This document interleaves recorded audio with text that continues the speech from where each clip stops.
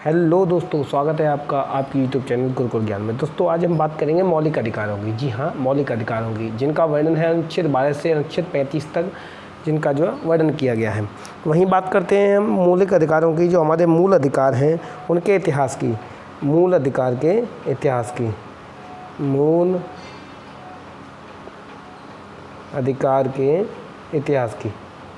अगर हम मूल अधिकार के यानी कि जो मौलिक अधिकार हैं उनके इतिहास की बात करें दोस्तों, तो आप इसको ध्यान से सुनिएगा कि हम बात करेंगे फ्रांस की क्रांति से लेकर के। जैसे फ्रांस की क्रांति जो 1789 में हुई थी। जी हाँ, फ्रांस की क्रांति सन कब हुई थी? 1789 में।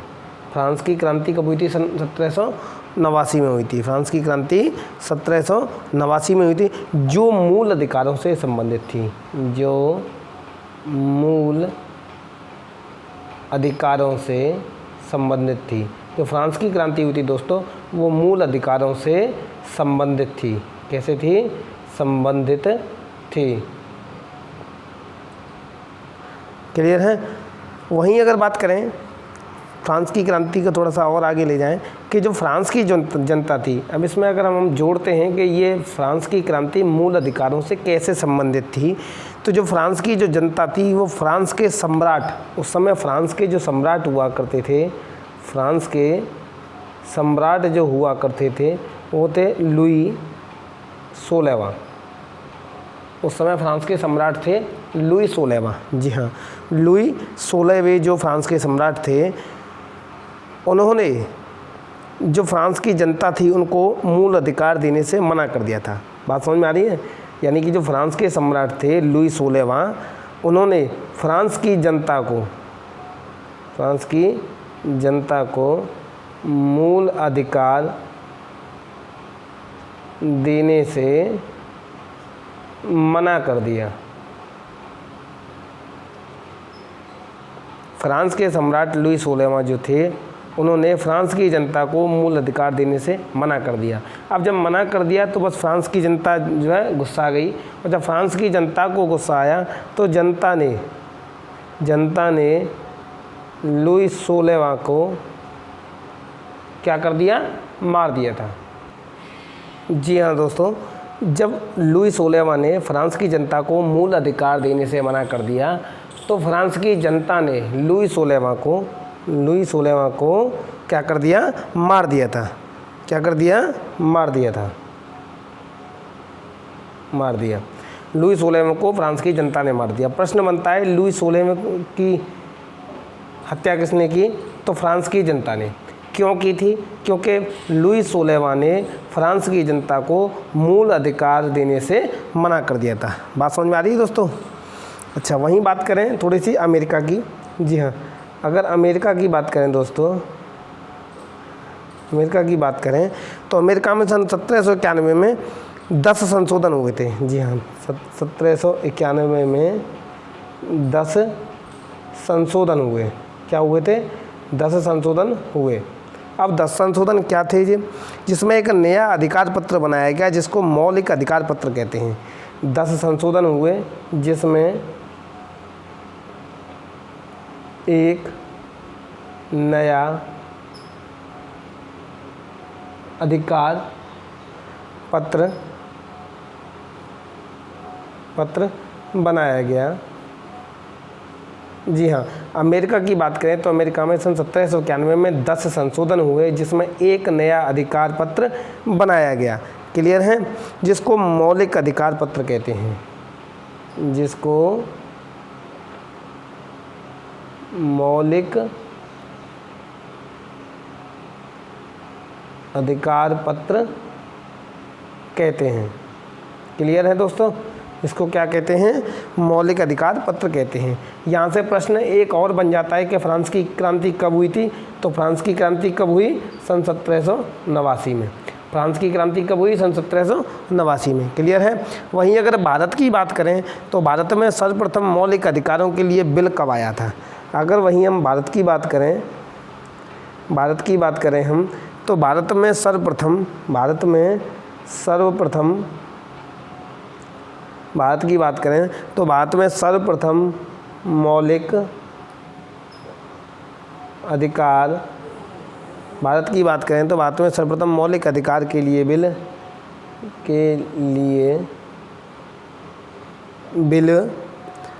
1895 में आया था। कब आया था? 1895 में। भारत की बात करें तो भारत में सर्वप्रथम मौलिक अधिकार के लिए जो बिल आया था वो 1895 में आया, जिसको स्वराज बिल कहा गया। जिसको क्या कहा गया? स्वराज बिल। स्वराज बिल कहा गया। क्लियर है दोस्तों? भारत की बात करें तो भारत में सर्वप्रथम मौलिक अधिकारों के लिए जो बिल आया था वो 1895 में आया था, जिसको क्या कहा गया? स्वराज बिल कहा गया। वहीं अगर आगे बात करें भारत में, थोड़ा सा और आगे बढ़ते हैं भारत में कि 1925 में श्रीमती एनी बेसेंट द्वारा 1925 में श्रीमती एनी बेसेंट ने, जी हाँ ये भारत की बात करें दोस्तों, भारत में सन 1925 में श्रीमती एनी बेसेंट द्वारा कॉमनवेल्थ ऑफ इंडिया बिल के द्वारा मांग की गई। श्रीमती एनी बेसेंट द्वारा कॉमनवेल्थ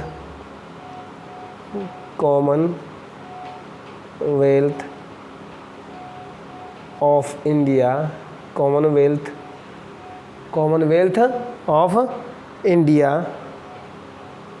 बिल के द्वारा, जी हाँ कॉमनवेल्थ ऑफ इंडिया बिल के द्वारा मौलिक, यानी जो हमारे मूल अधिकार है, मौलिक अधिकारों की मांग की गई। समझ में आया दोस्तों? प्रश्न बनता है कि श्रीमती एनी बेसेंट द्वारा किसके द्वारा मौलिक अधिकारों की मांग की गई थी? तो उसका उत्तर होगा कॉमनवेल्थ ऑफ इंडिया बिल के द्वारा। कब की गई? इन्होंने कब जो मांग की? 1925 में। कब? 1925 में।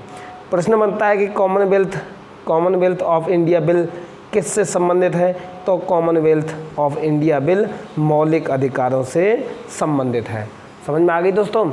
वहीं बात करें हम आगे, सन 1928 में मोतीलाल नेहरू ने नेहरू रिपोर्ट पेश की।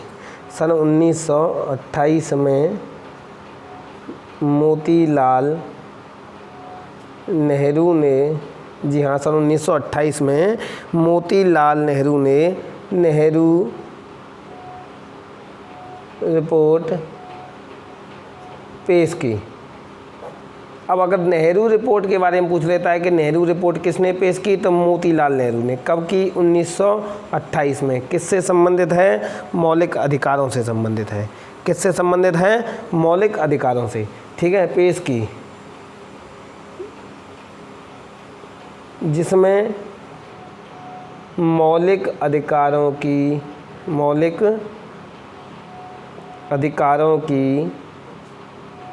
मांग की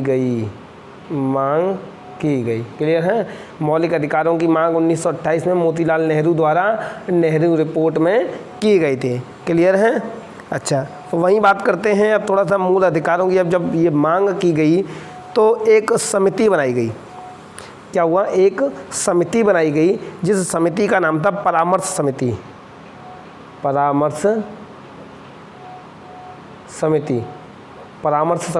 बनाई गई। ये परामर्श समिति की अगर प्रश्न पूछ लेता है, ये परामर्श समिति किससे संबंधित है? तो ये जो है मूल अधिकारों से संबंधित है। मूल अधिकारों से संबंधित है। जी हाँ दोस्तों, परामर्श समिति किससे संबंधित है? मूल अधिकारों से संबंधित है। परामर्श समिति के अगर अध्यक्ष की बात कर ली जाए कि इस समिति के जो है अध्यक्ष कौन थे, तो इस समिति के जो अध्यक्ष थे वो थे सरदार पटेल। जी हाँ दोस्तों, परामर्श समिति मूल अधिकारों से संबंधित थी, जिसके अध्यक्ष जो है सरदार पटेल थे। क्लियर है यहाँ तक? अब बात करें अनुच्छेद 12 की। थोड़ा अनुच्छेदों पर ध्यान दे लेते हैं कि अनुच्छेद 12 क्या कहता है। अगर अनुच्छेद की बात की जाए, अनुच्छेद 12 की बात की जाए तो अनुच्छेद 12 क्या कहता है? अनुच्छेद 12 में राज्यों की परिभाषा को बताया है। राज्यों की परिभाषा, राज्यों की परिभाषा को बताए, यानी कि जो राज्य की जो परिभाषा है, राज्य की क्या परिभाषा है वही बताइए, यानी राज्यों की परिभाषा को अनुच्छेद 12 में बताया है। वही अनुच्छेद 13 की बात की जाए, अनुच्छेद 13 की बात की जाए तो मूल अधिकारों का सुरक्षा कवच न्यायालय को बताया गया है। वहीं इसमें मूल अधिकारों के सुरक्षा कवच को बताया गया है। मूल अधिकारों के सुरक्षा, जी हाँ, मूल अधिकारों के सुरक्षा कवच न्यायालय को घोषित कर देता है, न्यायालय को घोषित कर देता है। अर्थात 12 में राज्य की परिभाषा, यहाँ लिख देता हूँ, राज्य की परिभाषा ये अनुच्छेद 12 में बताया है। वही अनुच्छेद 13 की बात की है तो मूल अधिकारों के जो सुरक्षा कवच है वो किसको बताया, यानी मूल अधिकारों की सुरक्षा कौन करता है, न्यायालय, ये बताया है अनुच्छेद 13 में। क्लियर है। वहीं थोड़ी सी बात करें हम न्याय पुनरावलोकन की, कि ये न्याय पुनरावलोकन क्या होता है। न्याय पुनरावलोकन क्या होता है, न्याय पुनरावलोकन, न्याय पुनरावलोकन ये क्या होता है, बहुत इंपॉर्टेंट है दोस्तों। न्याय पुनरावलोकन क्या होता है, तो इसमें बताया गया कि ऐसे कानून जो हमारे मूल अधिकारों का हनन करते हैं, ऐसे कानून जो हमारे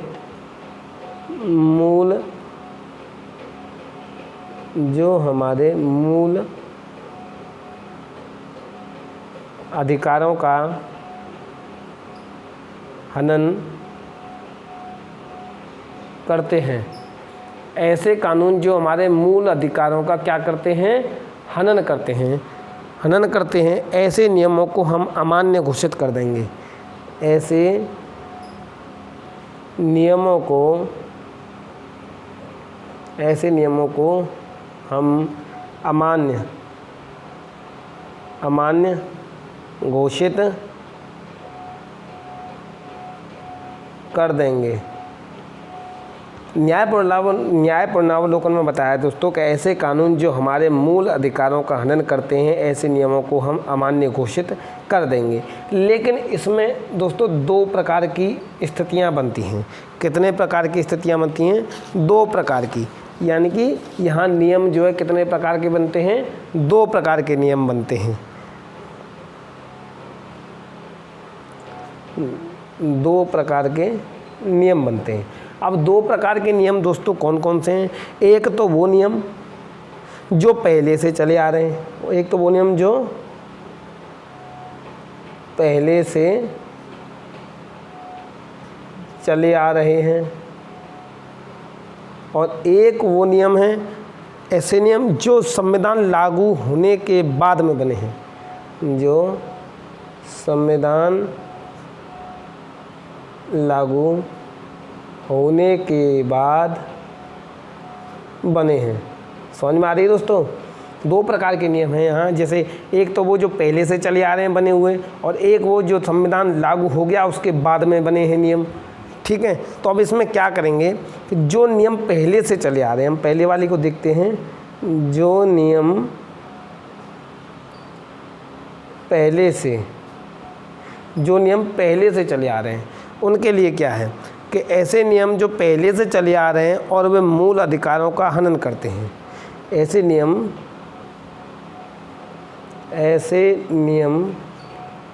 जो पहले से चले आ रहे हैं और मूल अधिकारों का हनन करते हैं। ऐसे नियम जो पहले से चले आ रहे हैं और मूल अधिकारों का हनन करते हैं, उनको हम हटाएंगे नहीं, उनको हम हटाएंगे नहीं, बल्कि क्या कर देंगे, ऐसे नियमों को हम हटाएंगे नहीं, बल्कि क्या करेंगे, सुषुप्त अवस्था में कर देंगे। हटाएंगे नहीं बल्कि सुषुप्त अवस्था में, समझ में आ रही है, हटाएंगे नहीं बल्कि यह नियम सुषुप्त अवस्था में चले जाएंगे। अर्थात ऐसा माना जाएगा कि ये नियम है ही नहीं, अर्थात ऐसे मानेंगे कि यह नियम है ही नहीं। क्लियर है दोस्तों? मेरा कहने का मतलब ये है कि ऐसे नियम जो पहले से चले आ रहे हैं और वो हमारे मूल अधिकारों का हनन करते हैं, तो हम इनको डिलीट नहीं कर सकते, लेकिन क्या करेंगे, इनको ऐसे मान लेंगे, ऐसे सुषुप्त अवस्था में चले जाएंगे ये नियम, कि हम इनको ऐसा मानेंगे कि ये नियम है ही नहीं। क्लियर है दोस्तों? और अगर हम दूसरे तरीके के नियमों की बात करें जो संविधान लागू होने के बाद में बने हैं, संविधान के बाद बने, बाद वाले, संविधान के जो है बाद वाले नियम, ऐसे नियम जो मूल अधिकारों का हनन करते हैं, मूल अधिकार का हनन करते हैं, उनको डिलीट कर देंगे, उनको हटा देंगे, उनको क्या कर देंगे, डिलीट कर देंगे। ऐसे नियम जो संविधान लागू होने के बाद बने हैं, उनको क्या कर देंगे, हम ये डिलीट कर देंगे, यानी कि हटा देंगे, और इनको हटाएंगे नहीं। क्लियर है? तो दोस्तों आगे की वीडियो के लिए देखते रहिए आपका अपना चैनल गुरुकुल ज्ञान। थैंक यू दोस्तों।